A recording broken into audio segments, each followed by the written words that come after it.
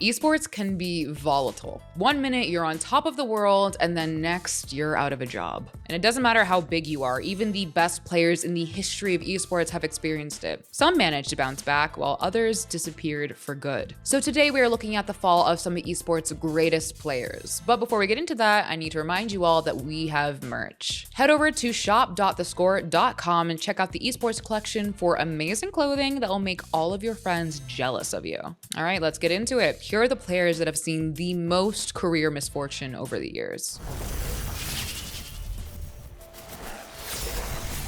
Kicking off our list is the youngest player to ever lift a major trophy in CSGO. Kirby in a 1-on-3, the only one remaining. There's a kit on JDM as well. It's a big kill. He's gonna swing out for the diffuser, but no, they can't. Oh my word, Kirby! There are players who get hyped up even before their first official match, but very few get to take home the big win. Kirby proved he was one of the most promising young players in the entire world when he won the Atlanta Major with Astralis, and he even earned MVP honors at the event. But later that year, Kirby made the shocking decision to join North, and nobody, not even his Astralis teammates, understood why. Just to be serious, in the beginning, there was a lot of hard feelings. I don't think we wanted him to have any success with North. Ultimately, though, leaving Astralis proved to be the biggest mistake of Kirby's career. The Danes established a CSGO dynasty, while Kirby won a few DreamHack events. He played as a stand-in for Fahey back in 2020 and joined Endpoint for a bit in 2022, but nowadays, Kirby's teamless. The juxtaposition, dude, of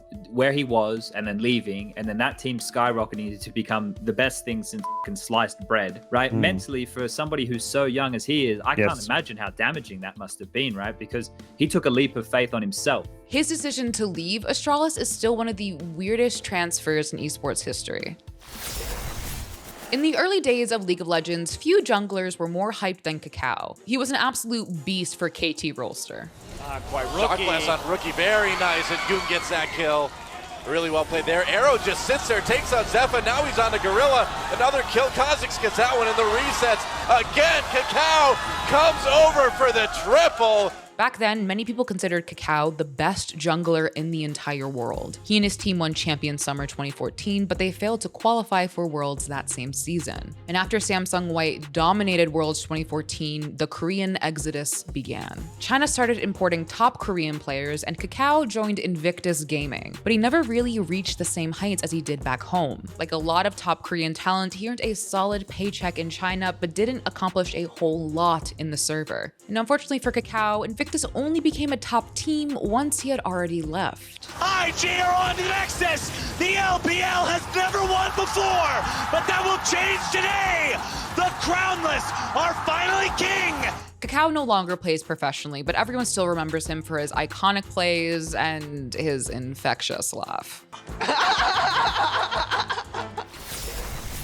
Rather than a single player, next up on our list is an entire team. Throughout 2020 and early 2021, Sentinels' Valorant roster dominated NA and even went on to lift the game's first major international trophy. They're gonna get the defuse! They've done it! Sentinels are the Masters 2 Reykjavik champions! They were on top of the world. To be able to qualify already on the champion stage, getting all the points, winning Masters 1, winning Masters 2, they're on fire so far. But 2022 didn't exactly turn out how everyone expected. They didn't adapt to the meta, and their roster changes never really worked out. Sentinels bombed out of Stage 1 challengers and barely squeaked their way into the last chance qualifier, where they were knocked out by 100 Thieves. It is happening before our eyes. It is emphatically the end for Sentinels' dominance in North America. It is emphatically the end. The team didn't attend a single international event in 2022, and when the org decided to rebuild the roster at the end of the year, Shazam seemingly found out that he was out of the picture while scrolling through Twitter on stream. Looks like an article just went out. You wanna know the best part? I just found out with you guys. 3 years on a team and I find out like this.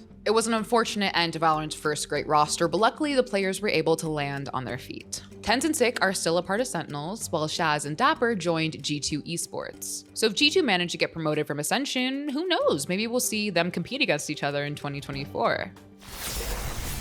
The pistol round is arguably the most important round in CSGO. It helps set up your team's economy for the rest of the half. But a single player on B.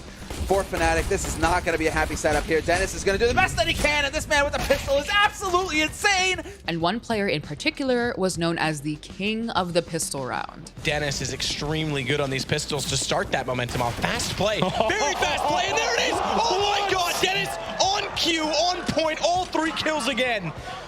I'm done. Don't even buy guns. Just this guy could use a USB for the entire game, and I would be convinced, because G2 certainly has to be convinced it might be the ace to Dennis with an absolutely perfect round. Dennis was a pistol god. His performance in CSGO's most pivotal rounds helped him win 6 straight lands with Fnatic back in 2016. Dennis and his team were in such good form, they looked poised to take the MLG Columbus Major. Instead, they fell to Astralis in the quarterfinals, which unfortunately proved to be Dennis's last big shot at a major trophy. It's annoying in a way, because when I played with Fnatic, I thought we were going to win it, and we were super confident. We had a good feeling that we were going to win it because we had a good bracket, and then we lost. I think that was my best chance at winning the major. Since then, Dennis has hopped between various EU rosters, playing alongside some of the greatest players to ever touch the game. And although a major trophy has eluded him, Dennis is still regarded as one of CSGO's greatest ever pistol players. Guardian is one of the greatest AWPers in CSGO history. Guardian, he's trapped behind the box, he gets a shot, he goes for more, he's gonna hit it on Dennis, and now it's all about Guardian, oh, he gets a shot, oh my god, he picks up 4 kills and wins it. Guardian won countless titles throughout his career, but there was always one thing missing from his trophy case. Despite being in 3 major grand finals, he never managed to win the big one. Every time Na'Vi looked poised to win it all, they lost when it mattered most. And even when Guardian joined FaZe Clan's super team, they choked in the most tragic way possible. Match point FaZe, they are on the cusp of winning this major. We saw it from this position before. He cannot miss a single shot. Guardian waits patiently as Cloud9 sets the push up. Oh, it's happened! They made it work! Cloud9 are your E-League Major champions!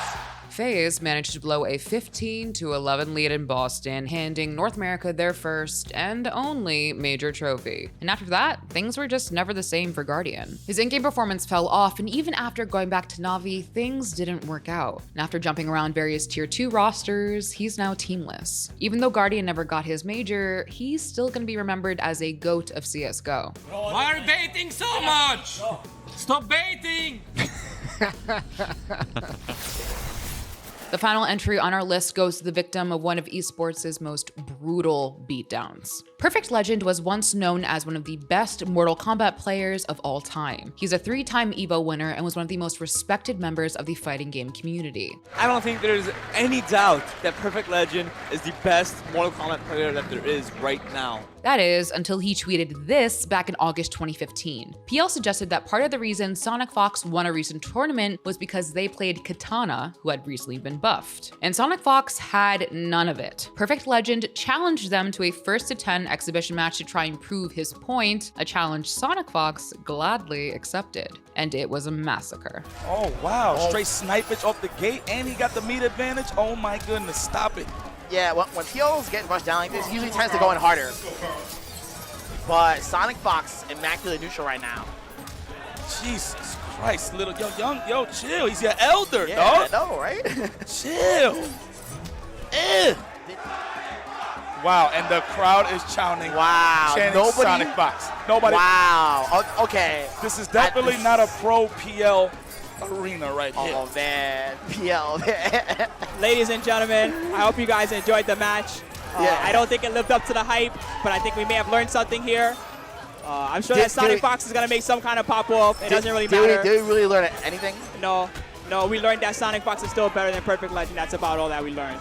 After an embarrassing loss in front of the Philly crowd, most people in PL's position would pack up their things and gotten the hell out of there. But Perfect Legend wasn't ready to let it go. PL, please. You're making Philadelphia laugh all around me. Philadelphia's dying, PL. Please. Please, you should walk away now, sir.